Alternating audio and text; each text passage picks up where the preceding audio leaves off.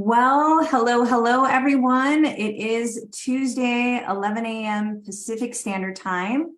Here inside the Gut Solution, we have our weekly live stream right now. So I am thrilled to be here with all of you. And today we're going to be talking about why you have maybe not been able to overcome your chronic digestive condition. And so there's maybe some factors that either you've heard from me or others before, but there's definitely going to be some new chunks in here. So I hope you find it super valuable. And for those of you who don't know me, my name is Mara Salerno. I am a functional diagnostic nutrition practitioner and the founder of the Gut Solution and of reclaimoptimalhealth.com. And I help people just like you overcome their chronic digestive conditions so that they no longer have fear of the toilet or pain, and they can get back to living life as you should. Yeah? Everybody wants to just live life and enjoy the years that they have here on the planet. So I am thrilled to be here with you. Last week was a pretty big week inside the group, and I just really value all of you. I hope you're all getting value out of the group. I hope you're learning a lot. From what I'm gathering from many of you, you are learning a ton. And so education is truly empowerment, because when you know, then you can do better and you can make better choices for yourself and help yourself not only overcome your chronic digestive condition, but also build your health and maintain it for the longevity of life. Yeah. Okay. So let's see here. If you all don't mind letting me know whether you're here live or on the replay, what has been something that you have learned out of this group from my live streams, or maybe content that you didn't know before that has maybe been illuminating for you in regards to your chronic digestive condition? Please type those in the comments. I love to hear and know what has been a new nugget for you. Okay, so in regards to what we're going to be talking about today, about what's possibly stopping you from overcoming your chronic digestive condition, I'm going to cover something called the cell danger response. We're going to talk about conventional versus functional lab reference ranges, the tests, the practices. We're going to talk about how insurance can really create a trap of sickness, and then what you can do to really turn it around.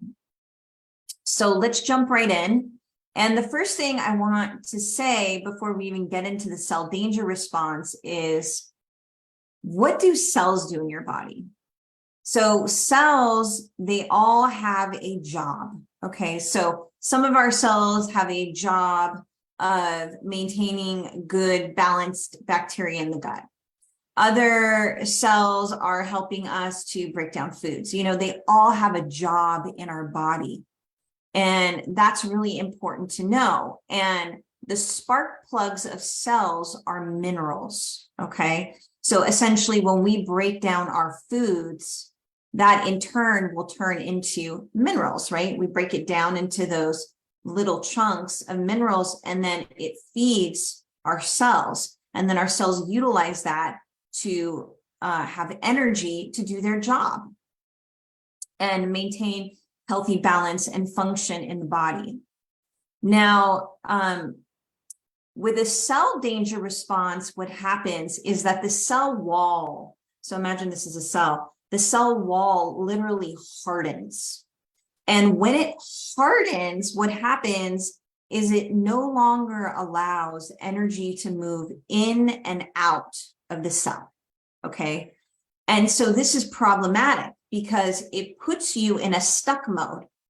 And for example, if your gut is already not functioning properly, you're not able to break down your nutrients. So you're not even getting nutrition from the food that you're consuming, even if you started eating a perfectly healthy, organic, whole foods diet that's designed for you, and it's getting broken down. It's not even getting broken down from your gut. And then on top of that, you add insult to injury.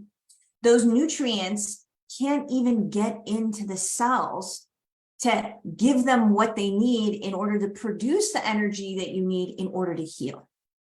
Does that make sense? Let me know in the comments again if you're live or on the replay, if that makes sense to you, because that's a really, really big deal and becomes very problematic because it keeps you in a state of basically not being able to get well. You're trying all these things, you can't get well. Trying all these things, you can't get well. Especially for those of you who have been going more natural, holistic, and functional route. This is a huge reason why you have not been successful. Now, we're going to cover those of you who have been going through more of the conventional route, and there's more to it than just a cell danger response, but you could be experiencing this as well. Now, what happens with the cell danger response is not only does it harden the cell and not allow energy to move in, but it's actually a response to an environmental injury or trauma in the body. And so triggers that would activate a cell danger response are in fact the same elements that would break down your gut lining. And that would be infections, toxins, chemicals, psychological trauma, and physical trauma. So these are all forms of stressors. And the difference between a cell danger response and fight or flight is that fight or flight is really referring to the stress hormone in your body called cortisol, okay? And that's what that is referring to in your nervous system. The cell danger response is literally referring to the cells being damaged. Now, I haven't really seen like anybody directly say it in their research papers when I read research papers, but I believe that the longer you go through a chronic stress period, so whether that's being sick for so long, things going awry for a long time, having a lot of trauma in your life, putting toxic foods in your body, being exposed to toxic elements, all of these factors over a long period of time cause a chronic stress response or fight or flight.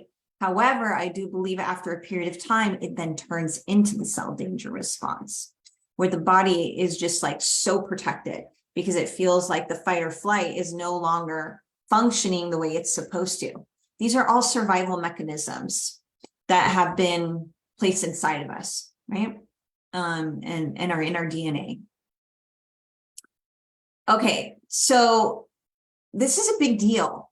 You know, I get not only a lot of you in the group, but a lot of the people who I have calls with and talk with, you know, they're telling me that they've been trying so much and they're not getting where they need to be. Now, this is not the only possibility of why they're not getting where they need to be, or maybe this is you haven't been able to overcome your chronic digestive condition, but it's a big piece of the puzzle. And honestly, most people don't know about it because it is a newer development. But the way that you can affect the cell danger response is actually not through supplementation.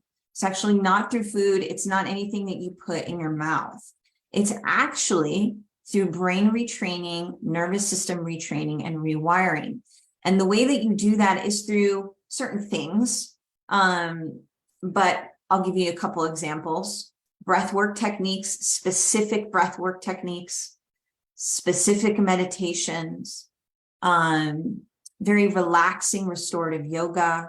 These are kinds of elements that bring the body into a state where it feels safe enough for the cells to then soften their walls and be more receptive to what they need so that energy can move in and out of the cells. So let me know, does that make sense? I think that's a pretty big deal that is completely overlooked. Now, the second element is conventional versus functional lab reference ranges, the tests, the practices. So firstly, what happens in conventional medicine is that typically the tests that they are sharing with their patients is tests that are approved by insurance companies for whatever reason. Oftentimes they don't even know about a lot of the gut tests, like gastro doctors. None of them use the GI map unless they started investigating more of a functional route. Their SIBO tests are behind the curve. So they're using older SIBO tests that are still using just glucose or maybe just lactulose. And now we have all kinds of great SIBO testing that actually test for 3 different gases all at the same time and using fructose and lactulose instead.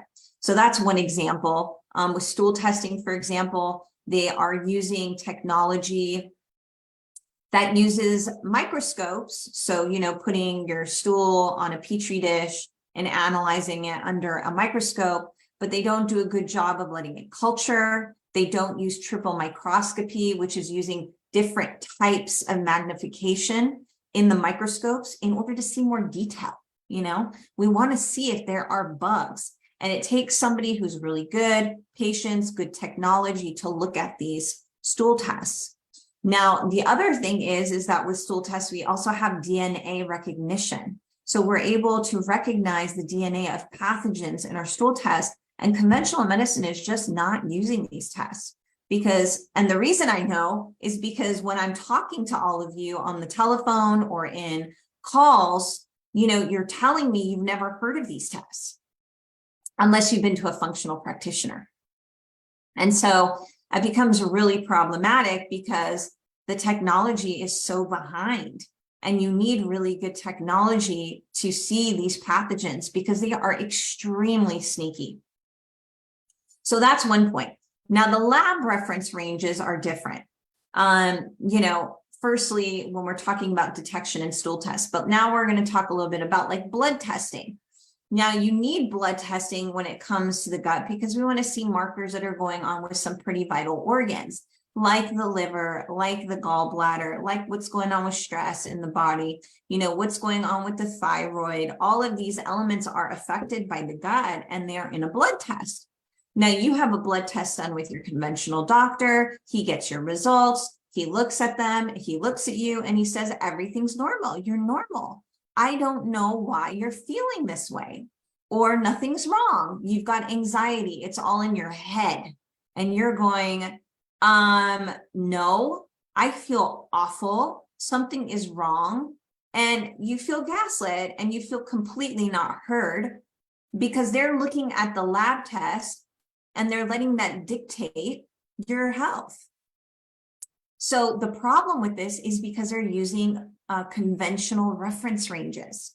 Their reference ranges are based on the homogeneous population, which, as many of you know, are completely unhealthy.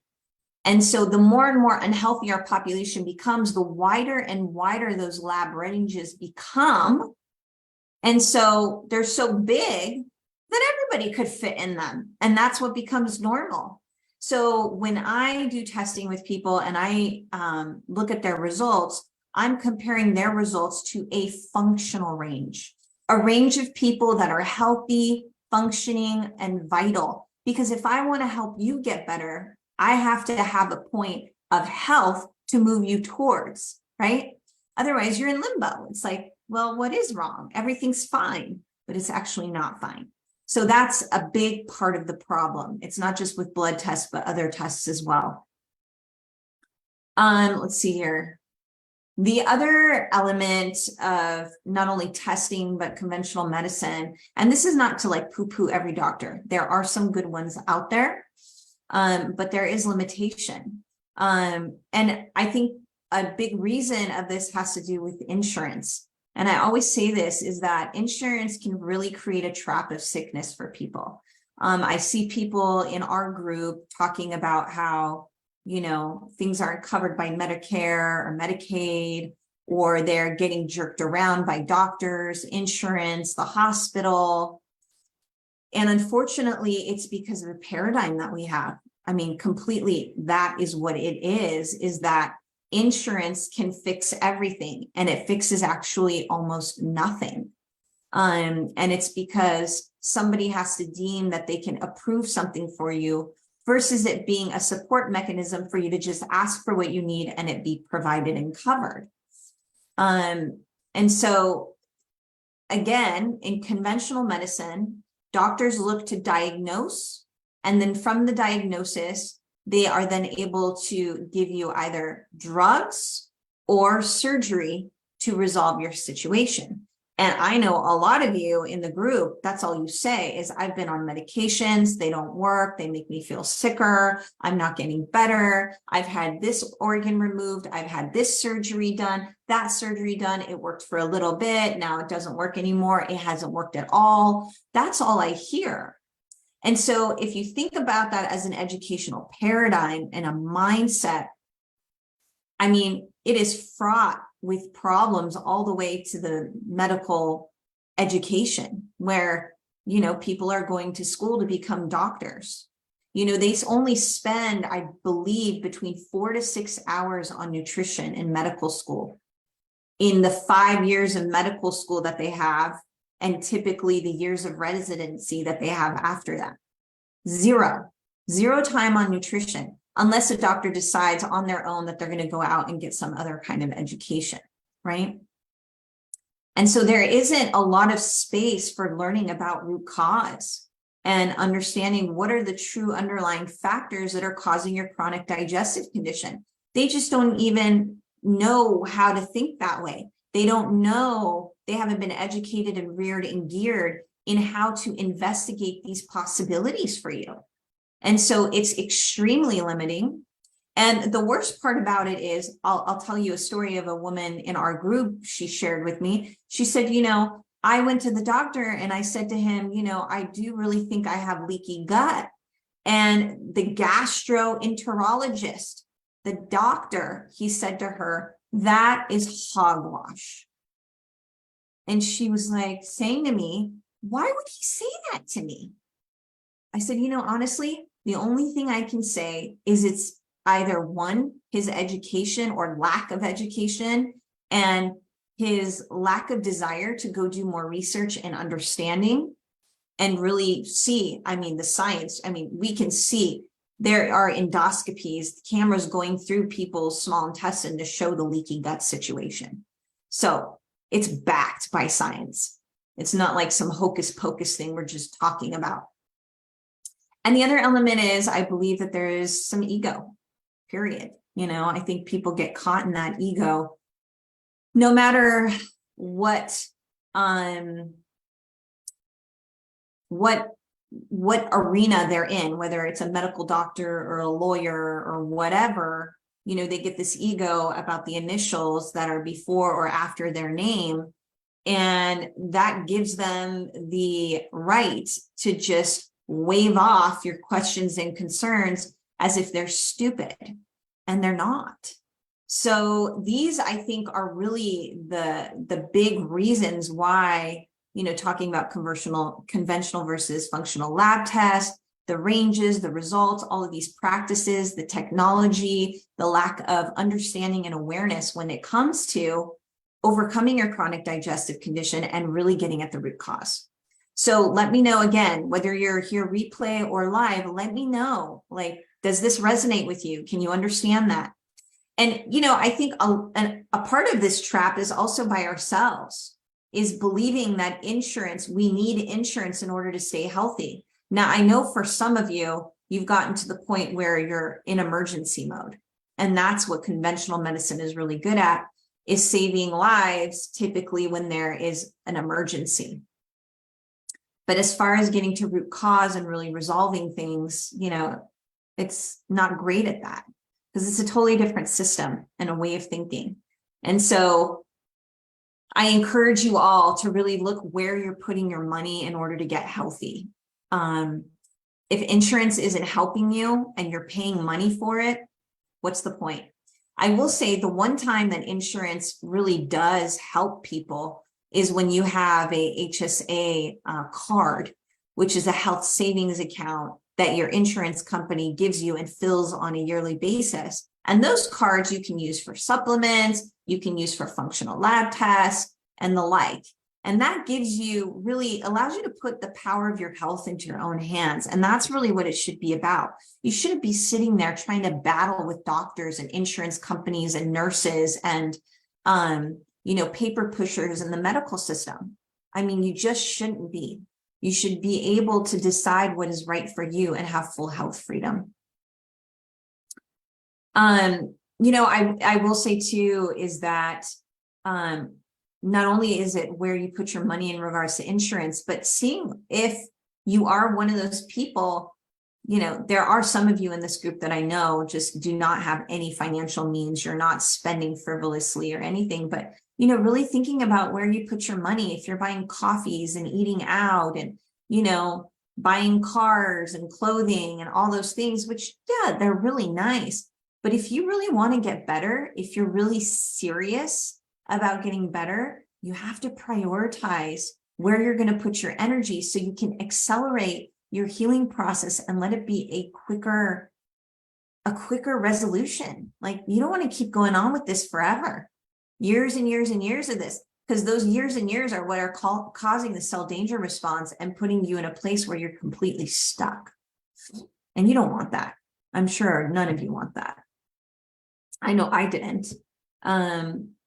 Okay, lastly, what you can do to turn it around. So you've heard me say it before, but really looking at what is the root causes to your chronic digestive condition and remembering that there's not typically one thing, you know, it is a cornucopia, honestly, of many factors playing all together, and using a holistic and a natural approach that allows you to really identify what your unique stressors are that are the root causes and acting upon them positively, removing the ones that you can remove. And when you act upon them positively, then you're giving the body what it needs in order to do what it does, which is it knows how to heal on its own. It's not like we can go in there and trigger it and say, hey, you need to do this to the cells. The cells just have to be fed properly, feel good enough and safe enough so that they can do their job. And they will just start, you know, repairing, feeling better, and then giving you the energy you need to recover. So for those of you who have been watching my live streams, you know, you're truly ready to overcome your chronic digestive conditions. What I'm saying to you is really resonating with you. It's a lot of ahas. It's a lot of confirmations, and you're just sick and tired of doing this either on your own, fighting the system, and not getting any answers and being stuck in trial and error. Then I encourage you, I'll stick into the comments, my scheduler. I see you, Juanita. And you are more than welcome to schedule a qualifying call with me. Let's see here.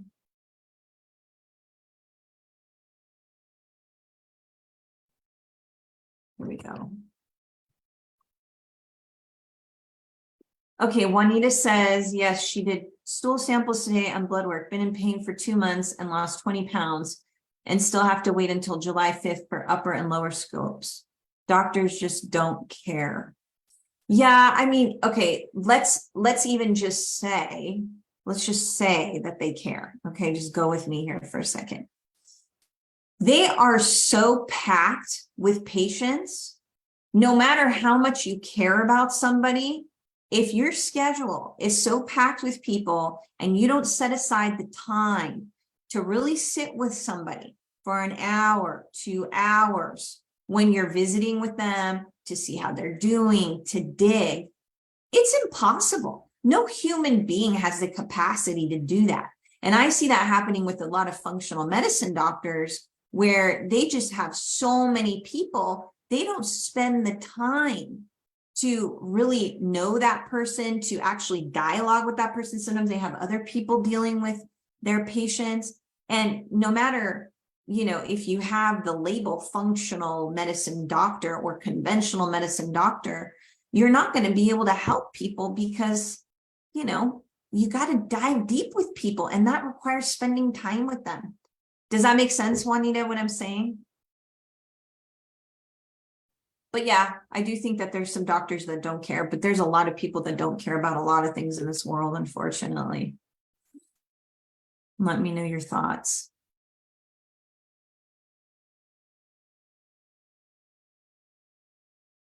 Yeah. Yeah, exactly.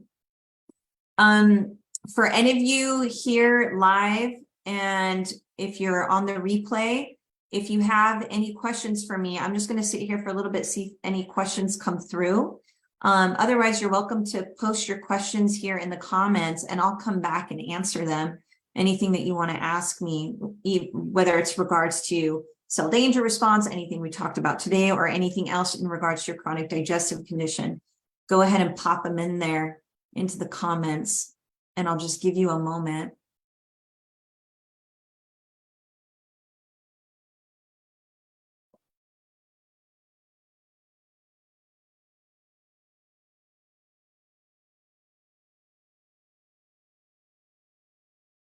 Juanita, if you don't mind me asking, what kind of pain have you been in? Do you mind sharing your symptoms? If you do mind, it's fine.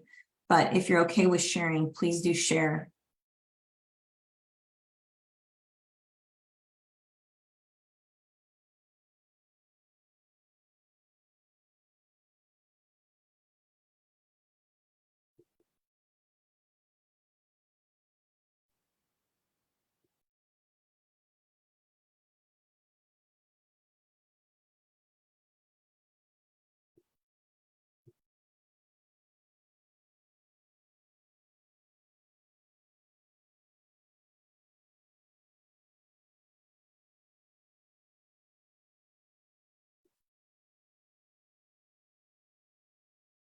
Okay.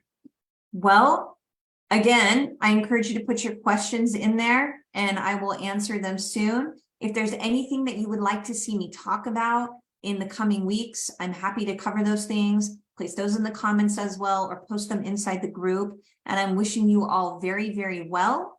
And I'll see you next Tuesday at 11 a.m. All right. Have a great rest of the week. Bye-bye.